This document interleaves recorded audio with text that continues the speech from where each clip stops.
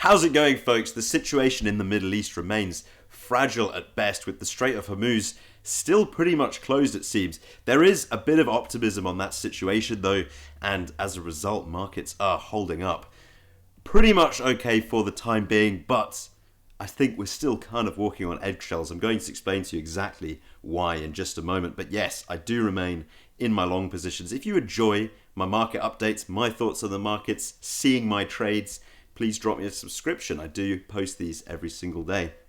Let's kick things off with the Bitcoin spot price. And in fact, you will notice that we are holding up pretty well. $72,174. Still building value in this region here, just kind of adjacent to or slightly above former resistance in this 71 to 72K region. You'll remember that that was my first target for this long position that I've been in all the way since 65K, right the way down here when the rest of the market was panicking.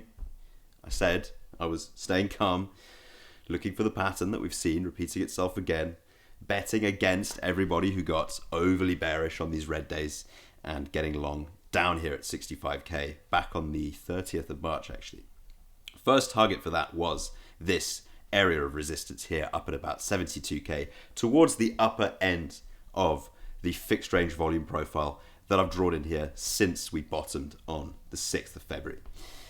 Still in a little portion of this trade because we do continue building value up here, right? And what do I mean by that? I mean prices have stuck around this area for a few days now, right? Ever since we broke again on the 7th of April. Markets are pretty optimistic right now, okay? You can see the Fear and Greed Index, we're actually up to a 50, right? A complete neutral score on the Fear and Greed Index, which honestly, in my opinion, is overly optimistic given the situation that we're seeing in the Middle East. But it's one of those things, right? When you've got a load of bad news coming out and suddenly it turns out that the result isn't actually quite as much of a disaster as it might have been.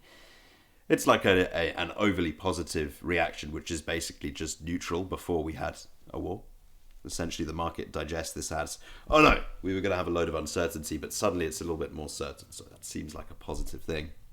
And Bitcoin, to be fair, Bitcoin price-wise holding up pretty well, right? You've also seen the S&P up today. Once again, massive recovery from the lows, up something like 8.37%. That is a huge move for the S&P. Down from the lows we put in towards the end of March. So we pretty much recovered like most of the correction, something like 75% of the correction already. Still in my long Bitcoin trade, as you will see here, up currently $330. Once again, we were in long from $65,500. Now just 0.05 BTC remaining. Over the last few days, we took out profit at my first two targets, which were namely the middle of the fixed range volume profile here, or the point of control as it is called, $68,000, $69,000, and a little bit higher here up at resistance. I'm going to leave the rest in because the way that things are set up now looks pretty decent. I'm still glad I've got 2/3 out of that trade, to be honest, and I certainly wouldn't be looking to bet any more money into the market in that way right now. Things are looking, as I said at the start of the video, pretty touch and go in the Middle East still.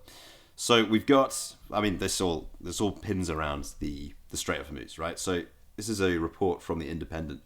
Shows us a marine map between a million different adverts. Sorry about that. Anyway, the point of this is, marine map appears to show the Strait of Hormuz at a standstill more than 48 hours into the ceasefire. A marine traffic map shows the Strait of Hormuz at a standstill 48 hours after Trump announced a 2-week ceasefire conditional on Iran opening that waterway. We know also from yesterday, part of the issues that we've got here is with Israel attacking Lebanon. But basically, we've got issues on the negotiation for this ceasefire, right? Trump says Iran's handling of the Strait of Hormuz is not the agreement we have. Opening the strait was obviously part of the 10-point plan. That was the basis agreement for the ceasefire. US President Trump has accused Iran of doing a very poor job in its handling of oil passing through the pivotal Strait of Hormuz, arguing it was not the agreement we have. Iran wants to charge ships in crypto actually for passing through the strait, but it looks like right now, as of today, ships are not able to pass through the strait, which we know is is packed with sea mines, right? It's literally not possible for them to pass without being destroyed. We've heard warnings on that front from Iran as well. But things are progressing, right? And I think this is why the market is maintaining a bit of optimism today. Like I said, in this sort of curious scenario where previously we had no war, previously the Strait of Hormuz was open and free as an international shipping lane. But now, when that was all put in jeopardy, that was a terrible thing. Obviously, it was. But the way the market reacts to that terrible situation becoming just a little bit better, ironically, is quite positive. The market is optimistic at the moment. As a reminder, 50, neutral on the Fear and Greed Index, right? Loads of people in the crypto markets getting positioned long right now. Okay, not a massive disparity that we've seen previously, but there are more longs in the market than there are shorts right now. Part of that optimism is coming from the progression of things, right? JD Vance is on his way to progress these talks. Vance warns Iran against trying to play the US as he heads to Pakistan for peace talks. JD Vance says he's looking forward to negotiations with Iran, which are due to take place in Pakistan over the weekend. Still sounds like things could go horribly wrong. Things could change in a second and things could become terribly volatile in markets again soon. But once again, the markets are optimistic right now. We've also got potentially de-escalation in the Israel-Lebanon situation, right? Trump tells Netanyahu to be a little bit more low-key in Lebanon as Hezbollah makes ceasefire accusations. Part of the way these negotiations have been handled is it's misalignment on that 10-point plan and on where Israel, Lebanon stood in this situation, right? Iran says that wasn't part of the deal, and Trump, the US, will say that absolutely was part of the deal. But it looks like the situation is being worked on, right? Trump tells Netanyahu to be a little bit more low-key in Lebanon, whatever that means. And Lebanon actually agreed to hold peace talks with Israel next week. So, bottom line, markets feeling optimistic. I believe potentially too optimistic. I wouldn't be surprised at all if we saw a little pullback from here. But zooming out just a little bit, I do think it's worth staying in my long position, right? For the time being, just if we see a pullback from this, I don't think it's necessarily means we're going to sink like a stone, right? The same way all of these pullbacks here, and here were actually an opportunity they're an opportunity for the bulls because people get leveraged short on these opportunities, and when prices float up a little bit, those shorts get liquidated, forced to buy, and prices extend. I will be staying in this 0.05 BTC position, 20x leverage, $350 up right now. Even if we pull back, I'm going to stay in that portion of the trade, which has already paid me out about $500. Again, not massive, not going to change the world. And my biggest goal here is just to accumulate spot. I don't believe that the bear market is over, and I don't think it's going to be completely based on the results of this US-Iran situation, okay? I think if that's all cleared up, right, just a hypothetical, all completely cleared up, back to the way it was, or better, or whatever, we will see a pump on that basis. But I don't think that pump will necessarily be sustained, and I don't think it'll be the start of the next bull run. That's where I'm kind of standing on this.